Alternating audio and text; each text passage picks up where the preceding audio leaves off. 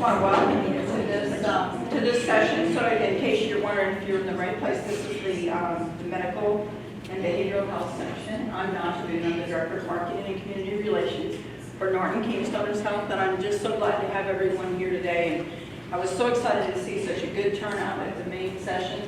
I'm just as excited to have Dr. Katie Hopkins joining us today. She is with Norton, and I'm going to give you just a little bit of background about her, and then we'll let her get started. Did you have a chance to? I'm ready to go. You're ready to go. Okay, so we're going to go ahead and start on time. And I'd like to introduce Dr. Katie Hopkins. She is an experienced licensed psychologist that specializes in the treatment of children, adolescents, and their families. She has a demonstrated history of working in behavioral health, nonprofit administration, and higher education prior to joining Norton as the medical director of the Pediatric Integrated Behavioral Health.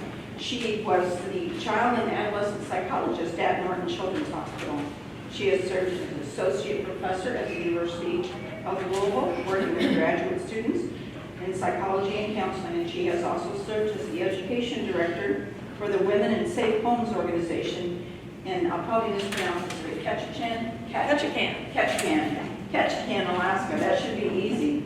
She has earned a doctorate of philosophy, a PhD, and a master's of education, focused in counseling psychology from the University of Louisville, and a bachelor's in fine arts and theater. Wow. This is going to be a great presentation. From New York University. And she has presented and written on ACEs and is responsible for introducing trauma-informed care into the Norton healthcare system. So please join me in welcoming.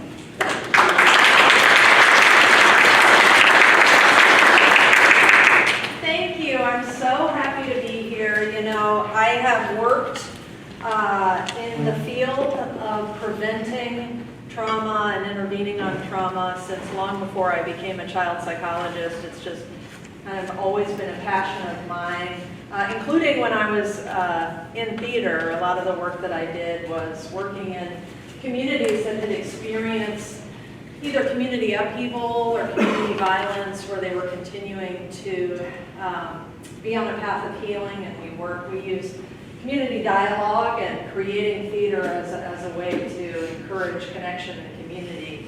And then that evolved into my work with the Alaska Network of Domestic Violence and Sexual Assault, where I traveled all over that giant state. They like to remind folks that it's twice the size of Texas, but there's only 600,000 people.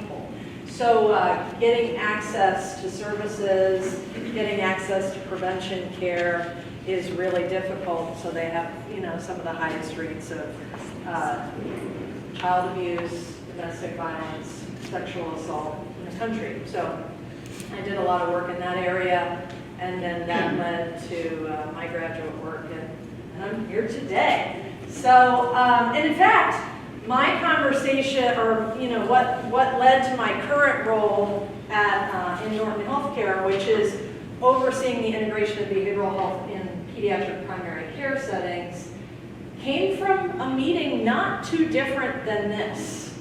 I was in a carpool line at my kid's school, and one of the other moms said, "Hey, I don't know if you've heard, but there's this community meeting bringing anybody who works with kids who've experienced trauma this week, and I thought you might be interested." And at the time, I was an assistant professor at U of L, and I had flexibility in my schedule to go to this meeting, and it was not, like I said, not unlike the folks that are, all of us that are here today, just people from different child-serving areas of our community. And it was a follow-up meeting following the screening of the movie Resilience. And I hadn't seen the movie at that point, but it was sponsored by an organization in Louisville called the Bounce Coalition, which is really dedicated to using resilience as an antidote to ACEs and to trauma. So at that meeting, I found myself in a circle of child-serving folks, and there were 7 pediatricians and me. And we just started talking about how could providing behavioral health care in pediatric offices be one of the ways that we could help perhaps even prevent adverse childhood experiences. So that's how I ended up where that within a year I had been connected with Norton, and they had offered me a job to come and to do just that. So I was really excited, and that was 5 years ago. So today we're going to be talking about, I wasn't sure what everyone's education and knowledge would be around the ACEs study itself. I understand that some folks perhaps in the room have seen the film Resilience. I'm just curious, by show of hands, how many of you have seen the film? Okay, so about 25%. Okay. How many of you are familiar with the ACEs study, but more specifically, the questions that are asked? Raise your hand. Okay, so about half of you. Well, I'll spend a brief amount of time talking about the ACEs study and what's on that original survey.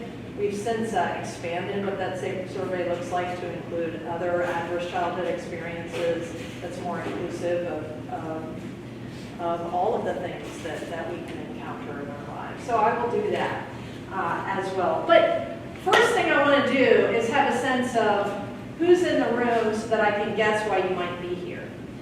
So because I'm going to be talking about medical and behavioral health services, how many of you work in a behavioral health arena? Okay. Therapists, caseworkers, support staff. Great. Did I leave anybody out in that? Psychologists. Psychologists, awesome. Outreach. Great. Fantastic. Glad to have you. Okay. Medical settings. Let's see a raise of hands. Okay, a couple of people who work in medical settings. Something gives me that impression by your awesome outfit today that you work in medical settings. Okay. So those who didn't raise your hand, tell me, not everyone has to speak, but tell me what brought you in today to this one. What'd you say? CASA. Oh, CASA, awesome. What a wonderful organization and good work that you do. Okay. Early intervention. Early intervention, great. Yeah. Child fatality program prevention. Yes, that's a difficult and important job there. Yes. County surveyor. Okay.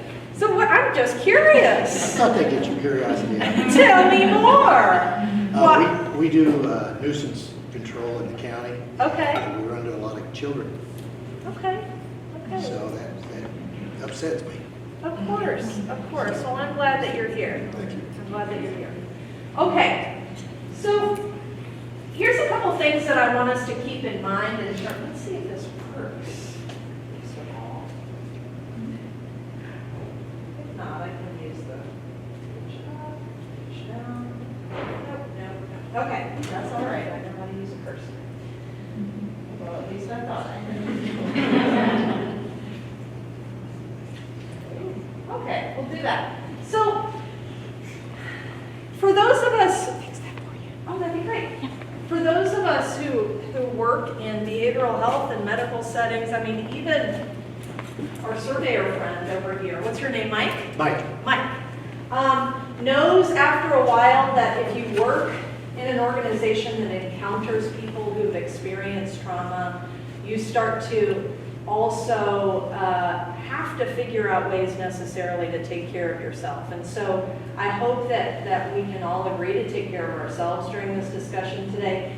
We're not going to do a deep dive for sure. Like I won't be shocking you, hopefully, with the information that I have or really presenting things that I wouldn't expect that you've already encountered in the past. But I want to honor that sometimes something can be said that seems relatively innocuous, and it can really touch us in a place, maybe because of our own experiences, or maybe just something that we've encountered more recently. So I want you to all take care of yourself. And if you need to get up for any reason, you know, if you need to get up, if you need to walk around, sometimes sitting in chairs is uncomfortable for some people, so you're not going to upset me if you do that. If you need to take a bathroom break, please do it. One thing that I learned a lot working in Alaska, and one of the things is the powerful intersectionality that exists there and the intersecting cultures of indigenous people and Native Alaskans that are there. And I learned a lot about how they have many of those tribes, most of those tribes have generational resilience in response to the generational trauma that they've experienced. And everywhere I went, particularly working in domestic violence and sexual assault, where we're talking a lot about traumatic things, even in professional settings, they approached everything with a trauma-informed lens. And that included at conferences such as these, inviting people to bring with them things that they could do with their hands.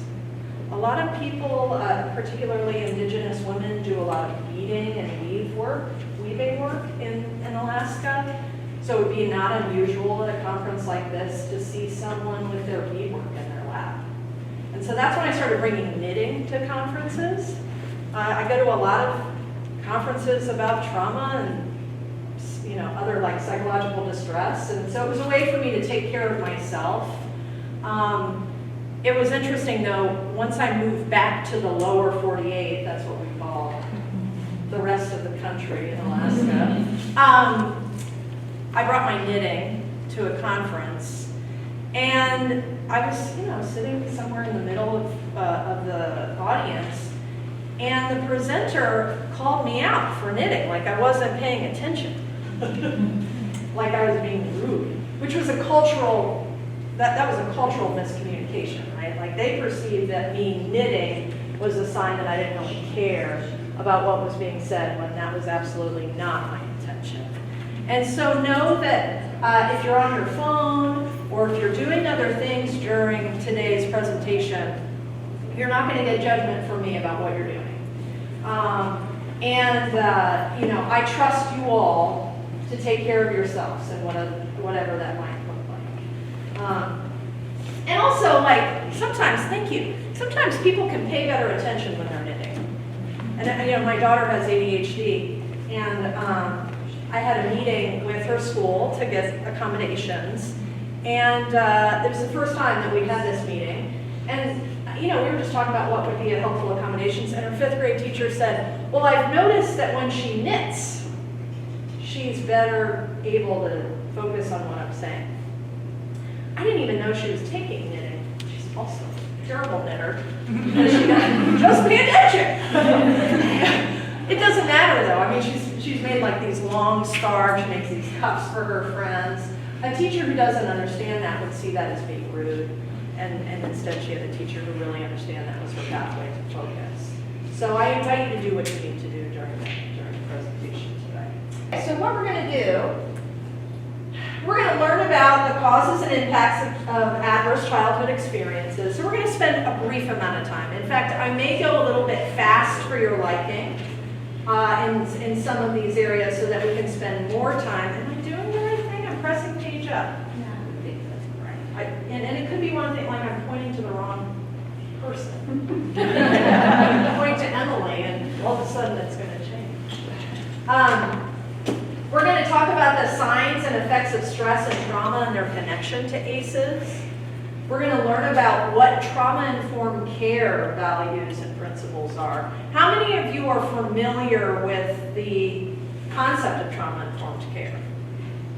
Okay, great. Oh, good. So I've got a good audience of folks who already have a good wealth of information, but we're going to spend some time reviewing that.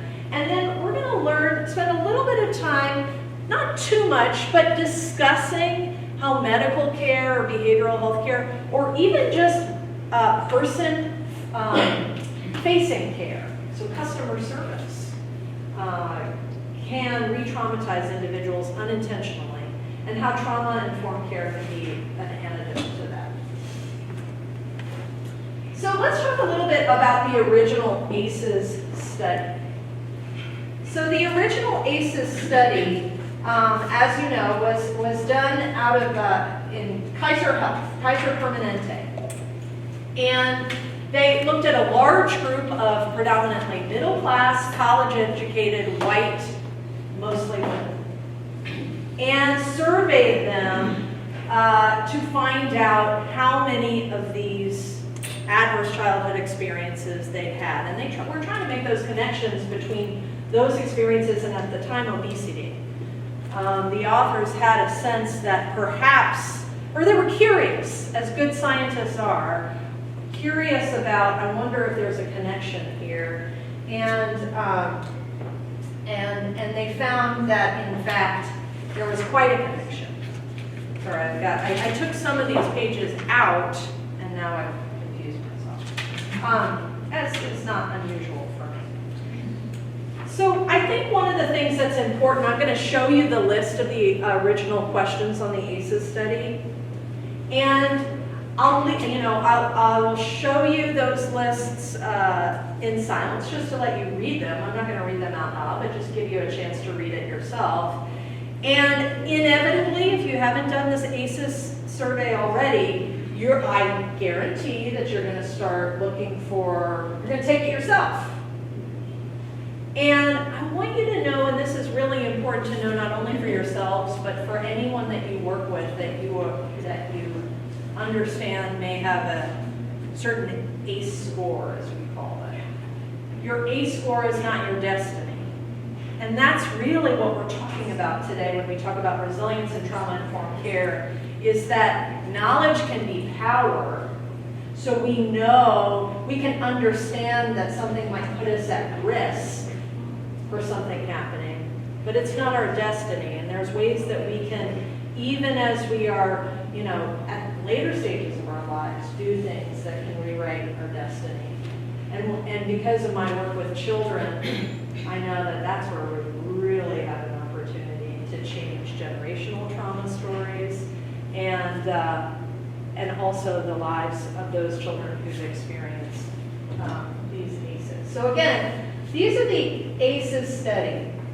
So there's going to be a resource list at the end of the presentation where you can find out more about the specifics of the ACEs and take more time to look at it. So again, these are questions that are asked prior to your 18th birthday.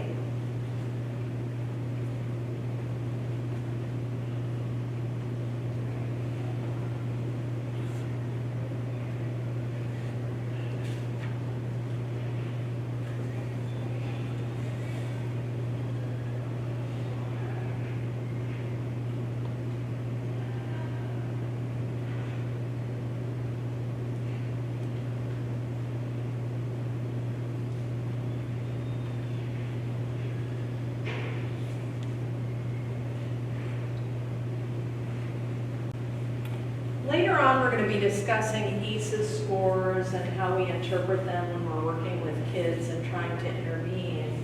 But I think that when you're reading this list, maybe you thought, well, I had some experiences that happened, or I'm aware that experiences that can happen to children can be significantly impactful on the course of their life and change those the outcome of our lives, but it's not on this list. So just give me some examples. It doesn't need to be from your own life, but just examples of traumatic events. Just give me a couple examples. Parent death, Parent death.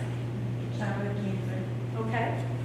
Significant illness. Yeah. parents abandonment, Abandonment, neglect. Yes. losing a home, Losing your home, becoming houseless. Yeah. natural disaster, Yes.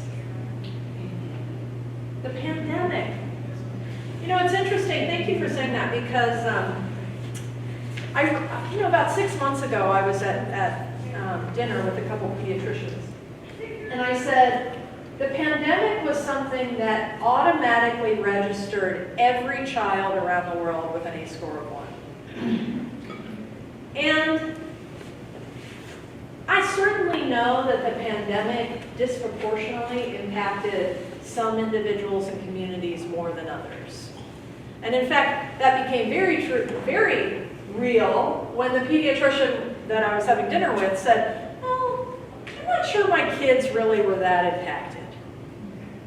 We got to hang out at home and we all had the privilege of working from home during that initial time. They were they had all of these things that were protective factors, frankly, to help them navigate those stressors. But I will say that of course I work with people that are already presenting with mental illness, but because I'm in primary care, I have a lot of opportunities for prevention too. And my husband is an administrator in a public school in Louisville. So if you know any teachers or if you have children, you know that even the most resilient, privileged, supported children during the pandemic were impacted in one way or another. And I don't think we quite realize that, just like we don't realize the impacts of long COVID on mental health. And we're not going to really understand it, but I think it's shaping a generation. Shaping a generation in the way that the Depression shaped a generation, in the way that the Dust Bowl shaped a generation, that the flu pandemic in the early 1900s shaped a generation. We don't even know how that's shaping a generation. So here are just some additional examples of things that some of which you mentioned here. Of traumatic events. Now, let's also talk about, because we're talking about specifically behavioral and medical health, what could be some examples? We mentioned childhood illness. That can be traumatic. What about other examples of medical trauma? Undiagnosed illness or illness. Yes, exactly. Having an illness that is not believed, recognized, accurately diagnosed, being treated for something for years, being told that you have one thing when really it's something else. That can be incredibly traumatic for someone. Kids that are treated like adults. Yes, kids that are just treated like, oh, you can handle this. In a medical setting, it can be really scary. I think it's also important to note that medical trauma can occur even when all of the care providers are incredibly loving and providing the best care.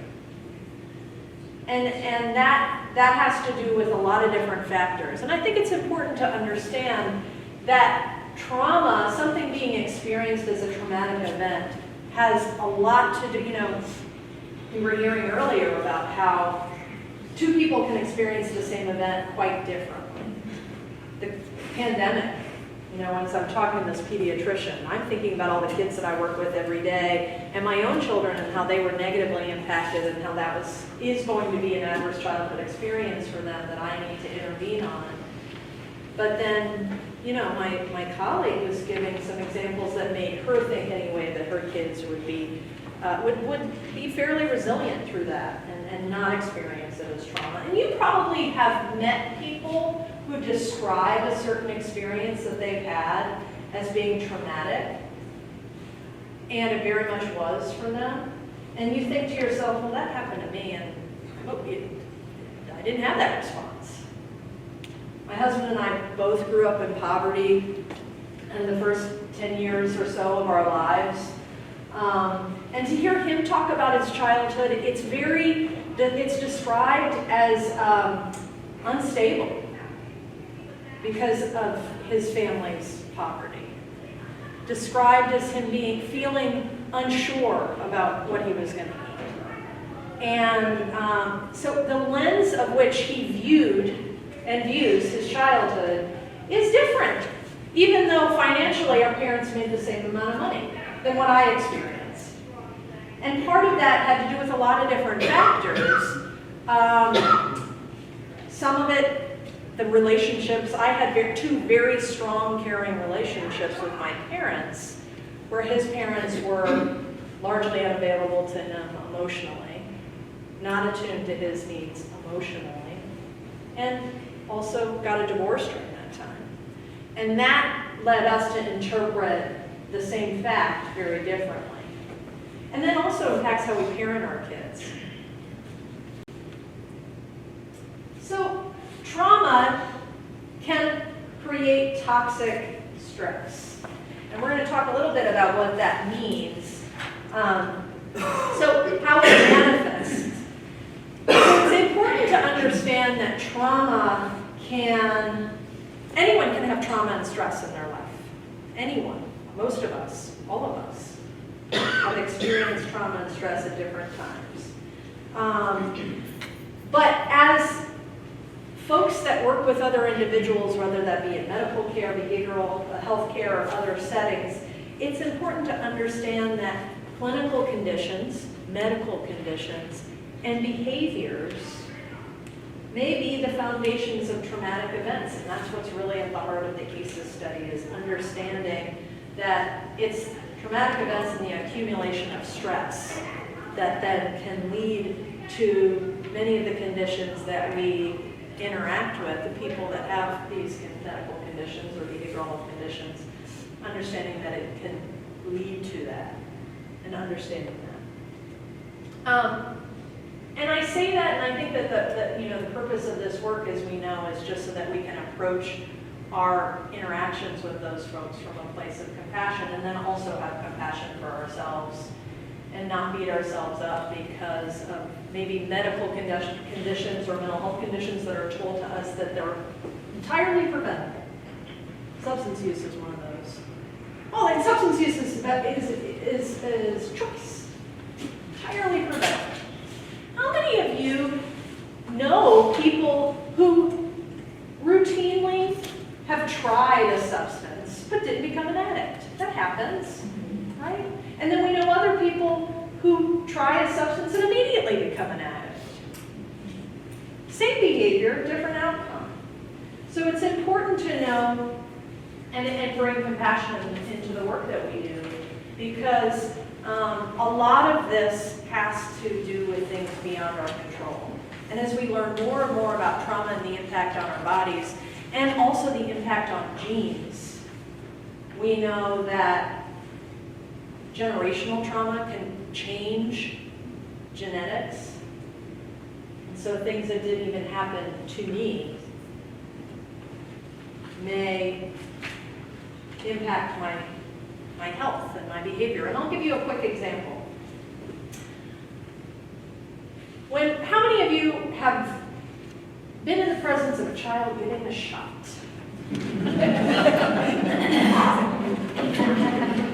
Super hard. When I started working at Norton, they put me in the room next to the injection room, which meant that I heard all day long screaming from children.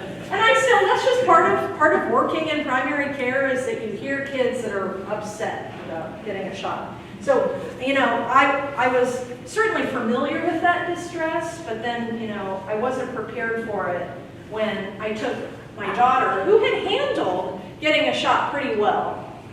But when she was 7, I knew she was nervous. So I did what I thought a good parent should do, which was I told her 2 weeks ahead of time that she was getting a shot, just to prepare her. I'll never do that. Because then she was asking me every day, what's the shot? What's going to happen? Why am I getting 2 shots? What's, all of this stuff. And then I was like, forget about it. Don't worry about it. Why are you thinking about this still? I'm like, I'm never going to tell her ahead of time. 20 minutes ahead of time, maybe. And then so anxiety was building for 2 weeks.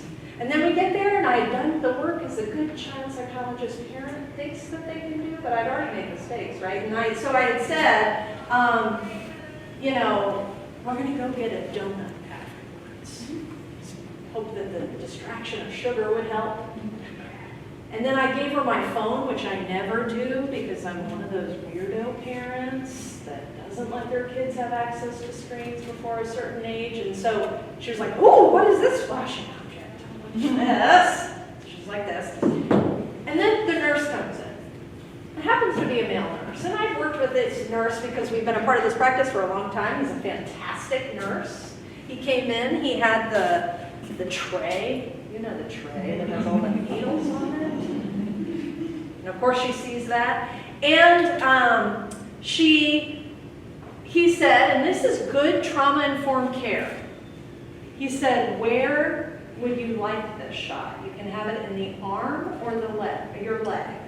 That's good trauma-informed care because being collaborative, even with a 7-year-old, here's what we're gonna do. What would you like when we're doing it? So I was like, okay, things are going well. I like what's happening here. And she said, I wanted my arm. Okay, I'll be right back. He, of course, forgot something. So then he's like going to get, so then she's sitting there waiting. He comes back in the room and immediately she starts to panic. No, no, no, no, no, no, no, no. I don't want this. I don't want this shot. I don't want this shot. And he looks at me and he says, you know what? We're going to have to give it in her leg because you'll be able to hold her more stable than you can her arm. You can hold her leg stable. So here's what I'm going to want you to do. I want you to pull down her pants and I'm going to give her the shot in the leg. And it happened so quickly and I'm more focused on her distress because she's panicking that before I know it, I'm following his instructions. I'm pulling her into my lap. But, you know, I have her in my lap, and that's kind of awkward to pull her pants down. So all of a sudden, he's pulling her pants down. And he's got like this, you know, and she starts screaming and looking at me and saying, Mommy, don't let him hurt me. And I'm holding her down, and while a man pulls her pants down and gives her a shot. He gives her the shot, and she says, oh, well, that wasn't so bad. And I burst into tears. And by this point, another nurse had come into the room to help because she had heard my daughter screaming. And the nurse immediately starts comforting me. And my daughter says, why are you crying? And the nurse says, well, honey, that was really hard for your mom. She's okay, but that was really hard for her. So my experience, of course, we cry when our kids are in distress. So that was it. But that wasn't really what I mean, you heard the emotion in my voice just now. That was over 5 years ago. I've told that story many times because it really made me realize I need to do some work with systems around trauma-informed care. I still get chills when I tell that story because of the generational trauma that I come from, that so many women come from, and men, that includes sexual violence. Often when a family member didn't protect them. And that's what I was experiencing in that moment. Now you can imagine, who knows what the nurse thought? And had I become combative, which would have totally been reasonable, frankly, if I would have become aggressive, which would have been a totally reasonable response from me, given my own emotional reaction, that would have been, well, what's wrong with you? Why are you doing this? I'm trying to help your kid. This is not that big of a deal, right? Had the nurse already had some good things, good strategies, but had that nurse understood ahead of time why that would have been problematic, he would have said instead, okay, I think it's going to be easier for us to give it in her leg. Here's what I'm going to do. I'm going to leave so that she can change into a gown. And then I want you, Mom, to put her on your lap, and you're going to hold her tight so that she's safe when I give her the shot. And then he would have left, and that would have happened. That wouldn't have taken more than a minute. And that would have been hugely impactful in changing the outcome of that. So that's really where I think it's important that we start to think about even measures that we take in behavioral and medical settings that are intended to care and to protect and to treat can have the unintended consequence of being traumatic. Just for the sake of time, because we talked a little bit already this morning, we learned already about the impacts of toxic stress and how it can hurt us physically.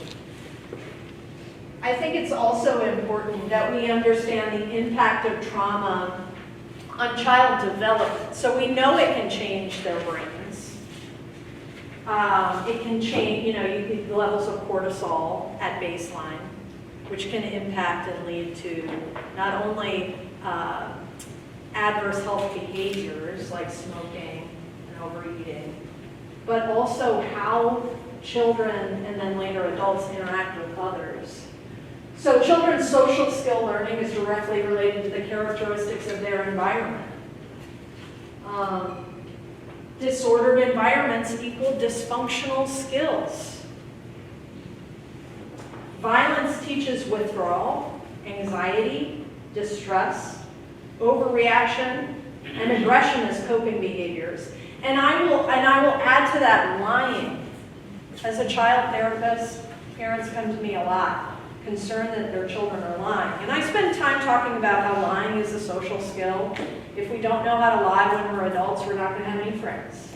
Because we're going to tell people that their dresses are ugly, that they look tired. We're going to be that person at the grocery store when the checkout person says, "How are you today?" And you're like, "Well, let me tell you."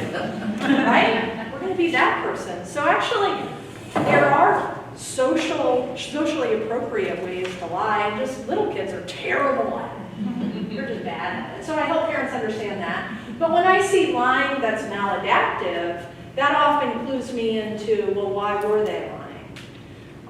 The day before I started my work in domestic violence, I was working at a shelter. I never worked in that field before. I never worked in social services before. I was going from being a theater person, certainly working in communities that had experienced violence, but I had never worked as a social service provider. And I called my mom, who's also a child psychologist. I was like, "Hey, do you have any tips? What should I do? I don't know anything about this. I can't believe they gave me a job." And she said, "I think it's important for you to know that many of the women who live in shelter there will lie to you.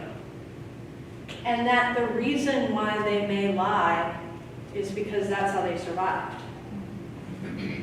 They lied to keep themselves safe, to keep their kids safe, to get what they needed for their families. And so it was quite adaptive for them. And if you only view it as a problem, you won't get to the heart of the truth." And that message has been so impactful to me in all of the work that I do. Is that lying is one of those things that was on the offense scale of behaviors that I think are problematic. I do think that honesty is important. And I think that where lying is the biggest problem is when the people who are in power of a situation are lying. So when parents are lying to their children, that can be more destructive than if a child's lying to a parent. When leaders are lying to the people that they're leading, that can be a bigger problem than the people who are being led lying to the leaders. So it's important that we understand how children's behavior and development are impacted by stress. So ACEs are traumatic experiences, and as ACEs accumulate, the impact of trauma increases. Let's talk a little bit more about what's missing from the ACEs assessment. So like I said earlier, the original ACEs study was done on mostly white, college-educated, middle-class, insured, because it was an insurance company that was doing it, insured folks. So we know that people who have insurance tend to be healthier than people who don't have insurance. And so that too, tells you a little bit about the community that they surveyed. But we missed a lot of items, as we said earlier, that may be serious sources of trauma. And so since that time, we've gotten better at screening for ACEs that account for many of the examples that you all gave, but also exposure to community violence, experiencing systemic and structural racism, as well as overt acts of racism. Racial injustice is a significant source of trauma. We see evidence of that every day, and not just for people of color. We experience the trauma of racial injustice as white folks every single day. I mean, that is, we are all made worse by racial injustice and the trauma that occurs. And so these are experiences along with, you know, whether that be overt discrimination, microaggressions, economic inequality that disproportionately impacts people of color, the criminal justice system, child welfare. These are all things that we're learning more and more have these same impacts as losing a parent, as experiencing houselessness. So it's important that we don't overlook that. Here are some problems that are most often linked to ACEs. Change in activity levels, sleeping difficulties, substance use, disconnection, irritability and anger, difficulty making decisions, depression, behavioral changes. So a lot of us who work in behavioral health we talk a lot about no-show rates. What's the likelihood that this person, or as a group of people, or the community that we serve is going to show up? Difficulty coping, changes in their performance, hyperarousal, being tired and sleepy, and difficulty with criticism or authority. So,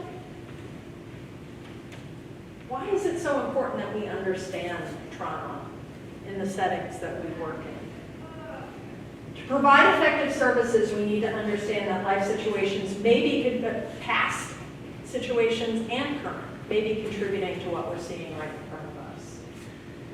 Many current problems faced by the people we serve may be related to traumatic life experiences. And people who have experienced traumatic life events are often very sensitive to situations that remind them of the people, the places, or the things involved in their traumatic events. I was once working in a residential treatment facility for adults with severe and persistent mental illness. And I was very early in my career as a therapist, so I still have a ton to learn, but this was like year one. And I decided to go deep, work with one of the most difficult populations that a mental health care provider can work with. And I was passing out papers to a group. And I handed a piece of paper to a woman. I said, "Here you go, madam." And she withdrew her hand. She said, "Don't you ever call me madam."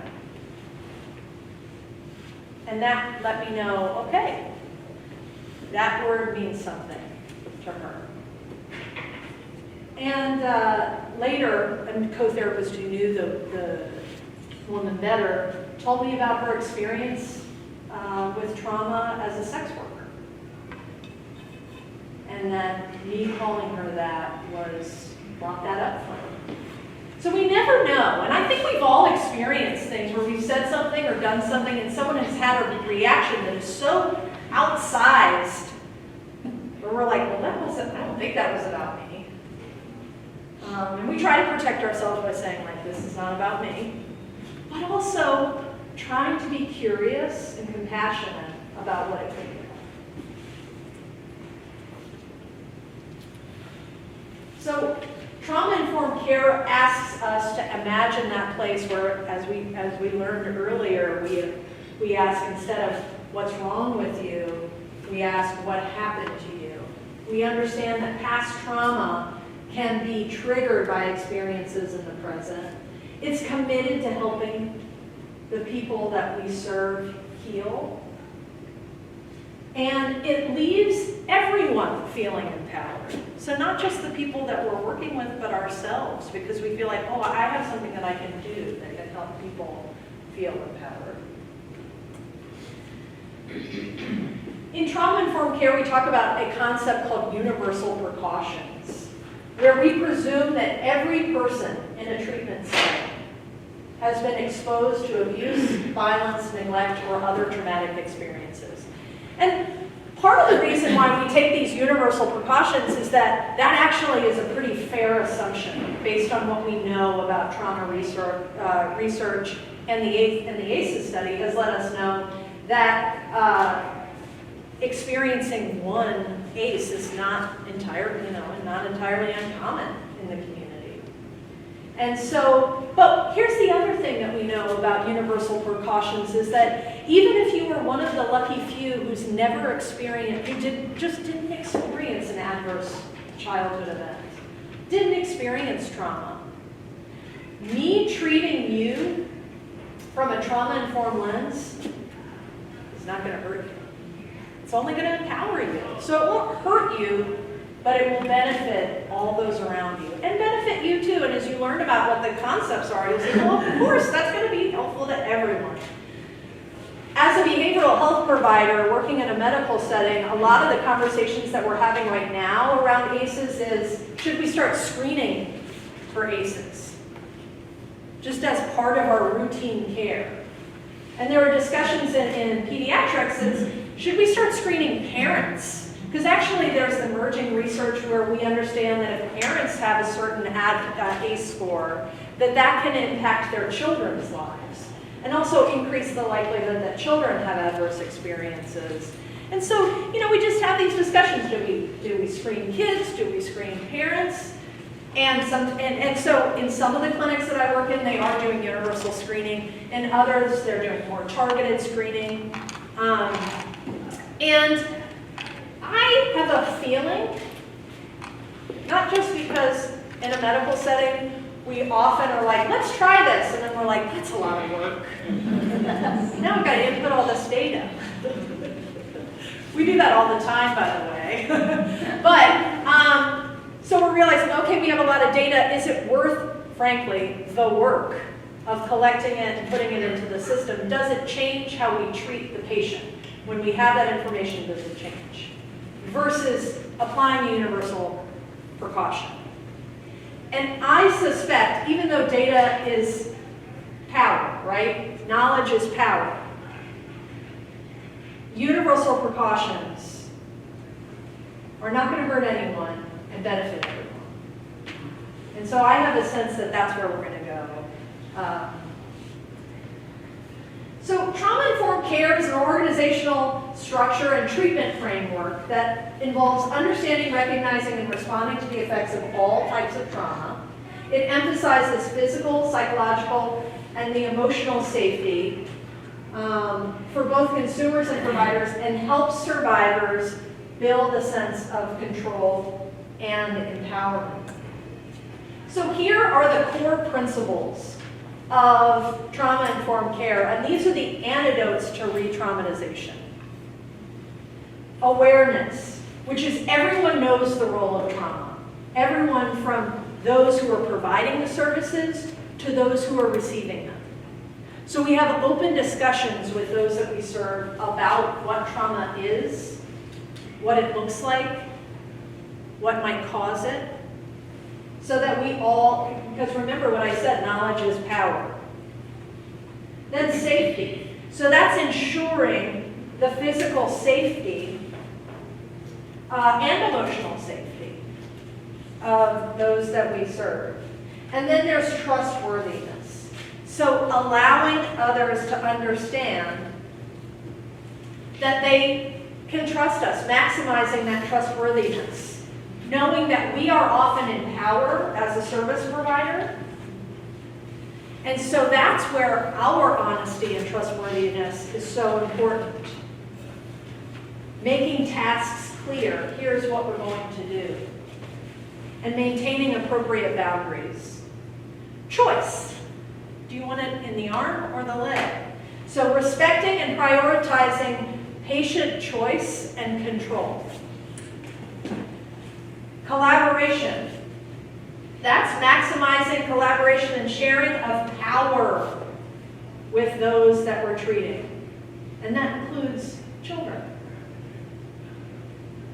And then empowerment. So prioritizing patient, client, and family empowerment and skill building. A really good example of trauma-informed care in our healthcare system are child life specialists. Does anyone not know what a child life specialist is? So a child life specialist is someone who is often employed by a hospital to work with patients and families to basically walk them through what's going to happen in a developmentally appropriate way and provide all of these principles to their care. So like when my son was 2, he needed he needed stitches. And a child life specialist came in, showed us all the sutures, showed us the needles that were going to be used, showed us the syringes, had books about it, had toys that helped him play with so he didn't have to think about what was going to happen. That is trauma-informed care. What I find in my years of providing trauma-informed care and implementing it into systems and doing trainings like this, that the biggest barrier is not the people, it's the organization and the structure of the organization.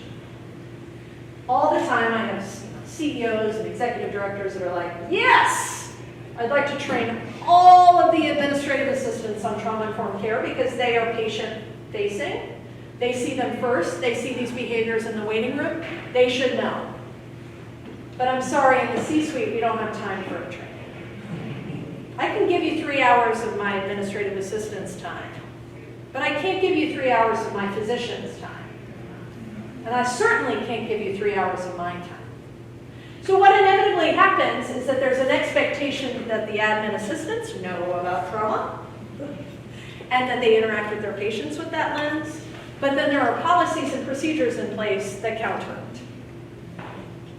We don't have time for you to leave the room so that mom can take her child's pants off because we've got to get this many shots done today. And again, it could be well-intentioned and there could be easy solutions, but that's not necessarily what they're thinking about. And so as you learn about this, and your relative positions of power in your organizations, in your homes, in your communities, I want you to think about how can I leverage my power, my privilege, to make structural changes to how services are provided. Look carefully at your policies and procedures and brainstorm with people that receive those services or that give those services. Could we be unintentionally traumatizing people? That's a great just place to begin. But it is not unusual that I see that. And I'm just curious, can you all give me another example of a organizational or structural barrier that might get in the way of providing trauma-informed services? Money. Okay, so tell me more. Just money. Yeah. How would that impact, how would that get in the way? Having to be able to pay for the time off. Time Yes. redirected, not time off. Yes, you're absolutely right. We can't afford for a physician, but I think that that's actually a very real concern for a lot of people, especially like Norton Healthcare is one of the largest employers in Louisville. A truly trauma-informed system would have everyone doing a one-day training.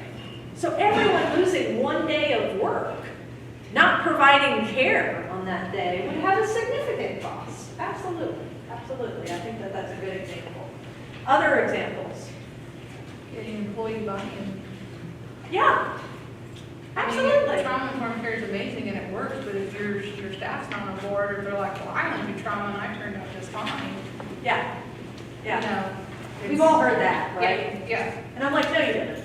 I don't know anyone who's ever been like, I'm all right. And you're like, okay.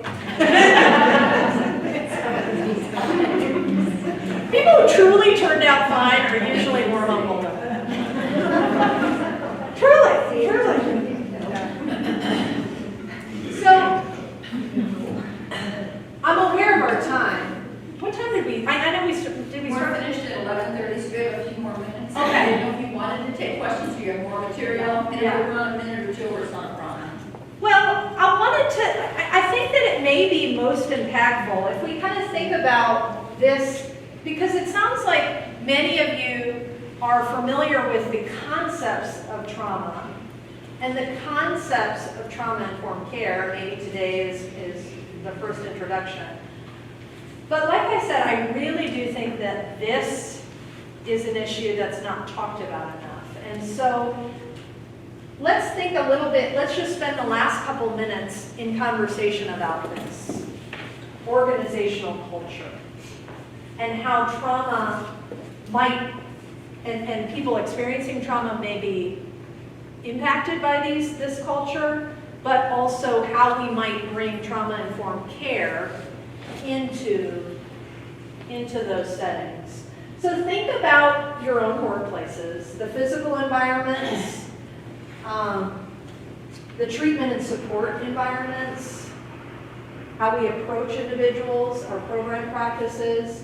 I give some examples of here already of how we might be able to approach those from a trauma-informed lens, but I'm just curious, what might be some strategies? I know we can come up with, we talked about it, money is one of those things that can be a barrier. Not having a connection between leadership and the people that they serve. I have the opportunity to meet with one of our senior VPs once a month, who's an oncologist, so doesn't work for adults, doesn't know much about kids except for the kids that he's raised, and doesn't know much about mental health. But boy, does his anecdotal experience of having kids and encountering mental health make him an expert. So he likes to tell me all the things that he's an expert in.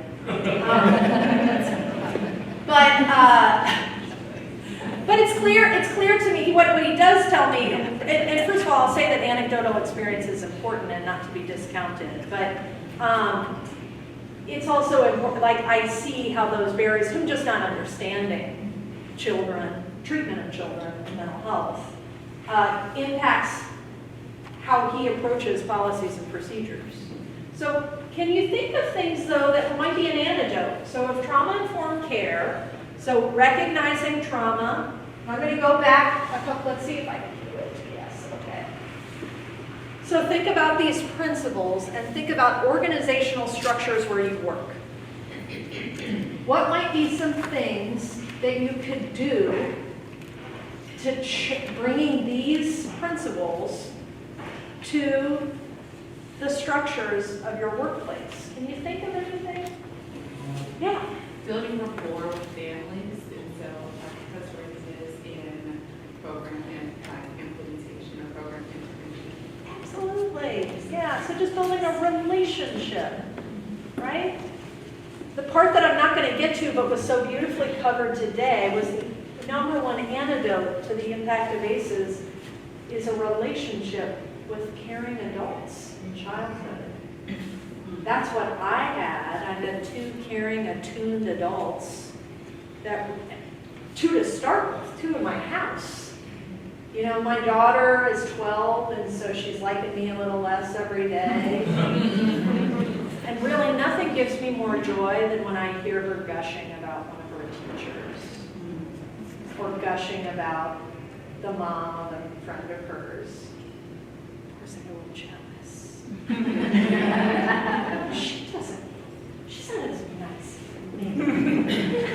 She has to pay her phone bill. But it gives me a lot of comfort because as we add more and more relationships, that's a huge way to impact that. What about other people? Yeah. Well, just to mention with the relationship and the safety too, is just being human and understanding from an empathy point of view about, so we have caretakers and we have people receiving that caretake.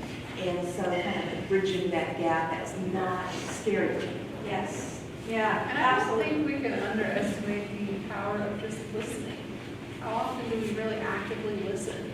I think that's one of our basic fundamental needs as a human. And you know what I'm saying, is just to be heard. Yeah, it is.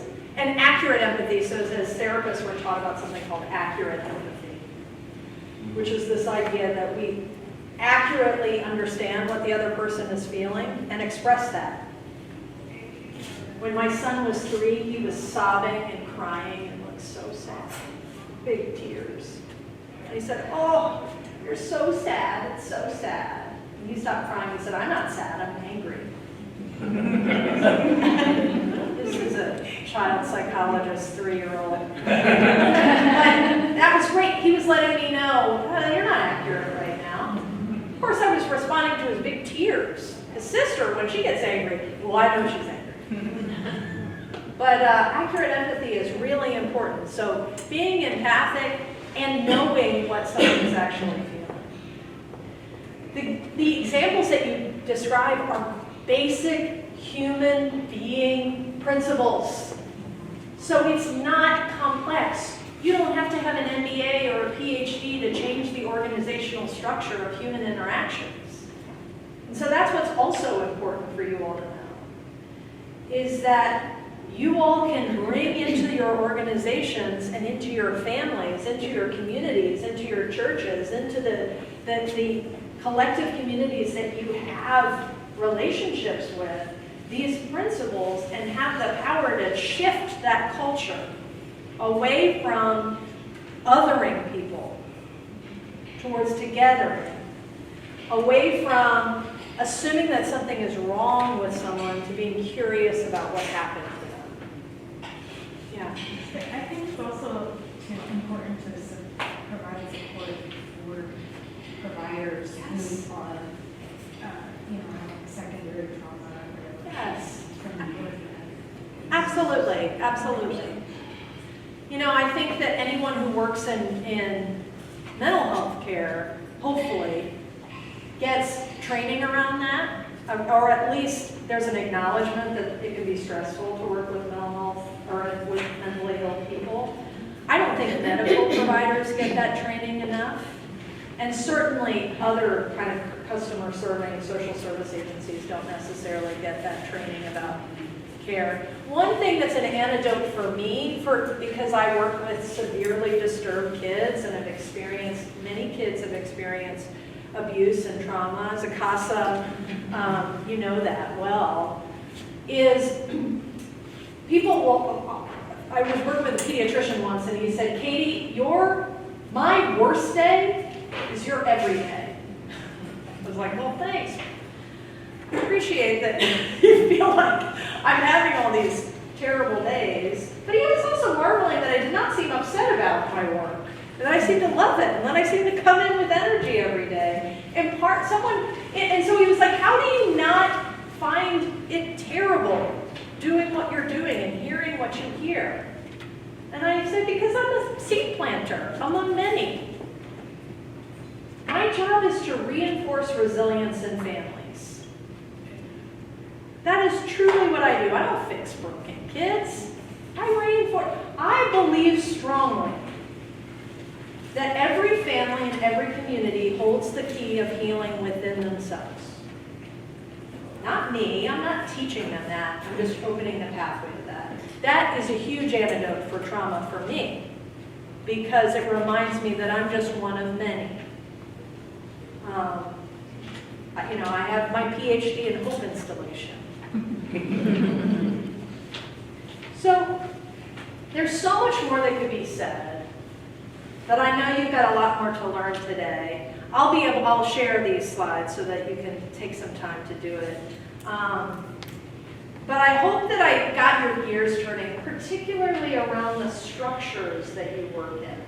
Because it's one thing to acknowledge, okay, our individual interactions and relationships with others might be impacted by trauma, but how can we actually change environments that we work in? And I hope that, and I will share my contact information. Actually, I'll share it right now, so you can look at all the things. See, this is my problem. I always talk a long time.